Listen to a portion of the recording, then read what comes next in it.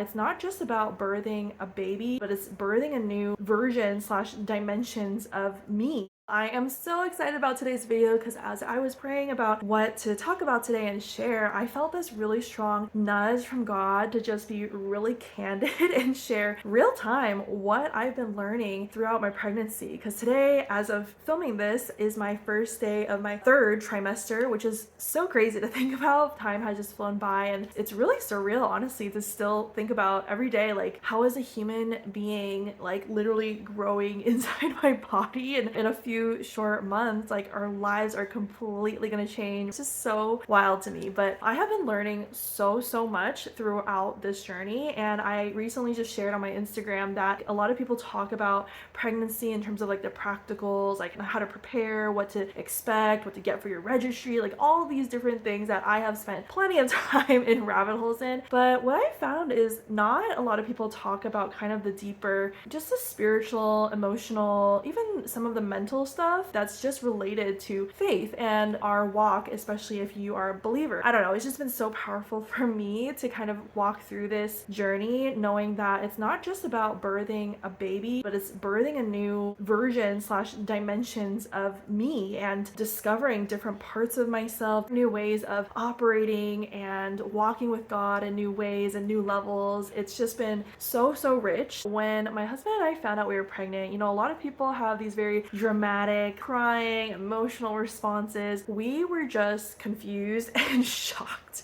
We were like literally in disbelief, like, is this real? How is this happening? Especially because this is such a life-altering thing that for me personally too, I've always known from an early age, being raised by a mom who was so intentional raising me and just gave everything to raising me the best that she could. I just always knew when I become a mom, I hope I can be half as good and as present and intentional of a mom like that. And so when we found out, we were just so shocked and we were like, what do we do now? Like, no one tells you the 1, 2, 3 step-by-step manual of what do you do after you find out you're pregnant. It's almost as if you just got assigned like the biggest job in the world and there's no onboarding process. You don't know what you're getting yourself into except that it's gonna be big. There are resources, but they're like all over the place, scattered, so you have to like kind of piecemeal everything on your own. So that was kind of the feeling that I had going into this was, oh my gosh, okay, let's buckle down. I gotta like learn to prepare all the things. I watched tons and tons of YouTube videos, read articles, listened to podcasts, read books. I'm still working through books, and there's just like so many things that you could do. There's literally no end in sight unless you learn to draw the line for yourself. And so I found myself literally like stressing myself out unnecessarily, thinking there's more to learn, there's more to do, I gotta, you know, XYZ. And a few weeks probably after I recovered and bounced back from my first trimester symptoms, I just felt such a strong conviction, loving conviction from God, telling me basically to let go of the pressure, to let go of that self-expectation, those unrealistic expectations to do everything right, to have everything prepared, because it's just not going to be possible. And at the end of the day, I'm a limited and imperfect human being who was actually designed to need God's grace. And it's really funny because my name is Grace, but it hasn't really been until the past 2 years, after decades of living on self-reliance, on my own strength, my own abilities, my own performance and perfection, and just striving all the time, being like, I need to do all these things right and well, that God has been really revealing to me. There is so much freedom and joy and peace when we just learn to let that go and we learn to lean on God instead. And what this means is really just recognizing that God is our loving Father. He's not expecting us to get everything right or do all the right things. In fact, He wants to come into those places of weakness, of inadequacies, and really show up and show us how good, how faithful He is in guiding us and providing for us as we go along in faith, following Him and knowing that at the end of the day, it's really not us, it's all Him working through us. Of course, I'm not saying don't do any preparation or any work in pregnancy or in life, but it's just a different place from what you're operating from. One being relying on your own strength, saying, I need to get everything right or else I'm going to ruin everything and our lives will be doomed, versus I'm going to do the best that I can in my own limited capacity and also draw a line in the sand saying, this is enough. I need to rest. I need to enjoy my life and not just be consumed all the time by all this preparation preparation, all this work that I could be doing, and really just trust that to God, to trust that He will cover all my gaps. That is the exact point of why He gives us His grace. What Jesus literally paid for on the cross is what we get to live out of, which is this place of it is not all on me. It's actually all in God's good hands. And my job is just to faithfully follow Him, obey Him, but not crush myself under this weight that He never meant for us to carry. So the second lesson is kind of related to that, which is it's good to be inspired by other people, but don't use that as a way to condemn or burden yourself of like, these are more things I need to do or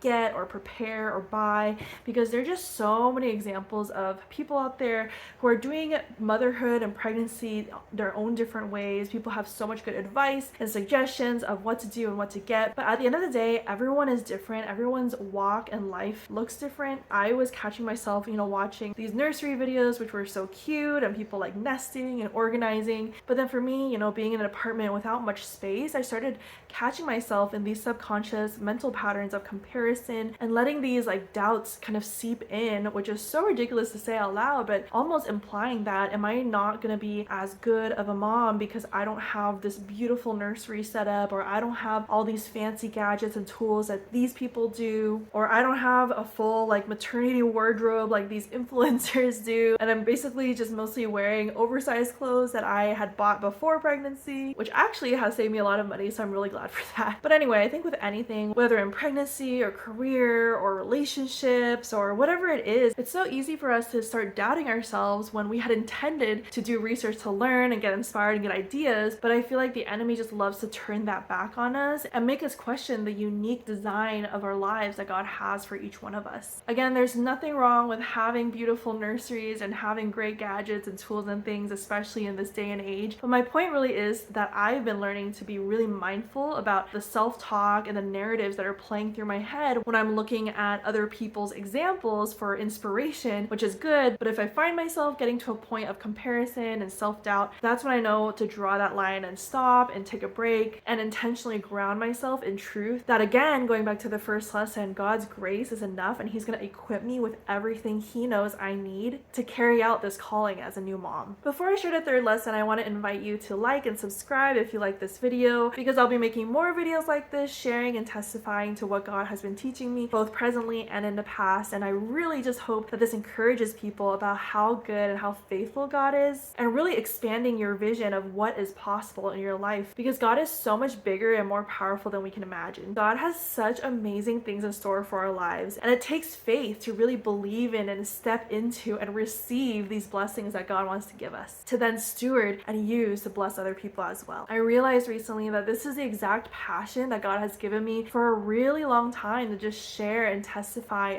and point people to Him through these stories. And in fact, I got a new wall poster, you might have noticed, that says, "I have seen the goodness of God." And I wanted this poster for so long, so I'm really happy about this new wall. Although I'm also really sad that there's actually a small tear. I don't know if you can see. But yeah, I've just been really excited and praying for more people to really be blessed and inspired by these videos. So if you like, if you subscribe, that allows more people to hear these messages and stories. And the third and final lesson I'll share for today is really about the importance of leaning into transition. A common theme God has really taught me throughout my life is learning to embrace transitions and navigate transitions well. And part of that really has been just surrendering to the process rather than resisting change. As human beings, we are hard-coded and wired to be hesitant of change because it means changing things up, being unfamiliar, it scares us, it means taking risks, going into the unknown and the unfamiliar. Whereas even biologically, for survival, we want things to be the same and familiar and safe. But when it comes to change, there is so much opportunity for growth, for learning, for transformation. And if we just resist that, we literally stop ourselves from basically growing ourselves. And so with any living, growing thing on earth, whether it's a plant or an animal, we as human beings are designed to also grow and go through different phases in our lives to become better version of ourselves, to stretch ourselves beyond our comfort zones and our boundaries and past what we even expected was possible for us. It's about leaning in not just to the transition, but to the transformation God has embedded with this time of transition. So I think with any transition, whether it's like a different life stage or a different career or moving to a new place or just reworking things in your life that will require some adjusting to, I think it's so easy for us to want to get to the next place, want to find out out, the next destination and just operate the same way we've always done it. But I'm a really firm believer, and I've seen this to be true for my own life, that when it comes to transitions, it really is such a rich opportunity to lean into what does God want to mold in me during this season. So I'm not just taking my old patterns and bringing them into a new phase, but I'm actually learning to recalibrate my internal systems as well as external circumstances to fit into the new phase. If you don't do this, it's so easy to just continue on in the same bad patterns or toxic habits or unhealthy ways of doing things, and then you wonder why you're in the same situation in a new place because you haven't made those internal adjustments to realign yourself. One thing I really wanted to add is that this is all oftentimes to prepare us for what God knows is ahead, because if we don't go through the pruning, the refining, the growth in terms of how He wants to mold us to be ready for the next thing, we're not going to be able to sustain what He wants to entrust to us next. One example I often think of is David. He was anointed king very young at an early age, but it actually took years for that to come to fruition, and he was a shepherd for the longest time. But actually, when he went to go battle Goliath, he used the things that he had learned as a shepherd, his knowledge of God's character, his relationship, his faith in God, and the confidence he had gained from defeating so many predators.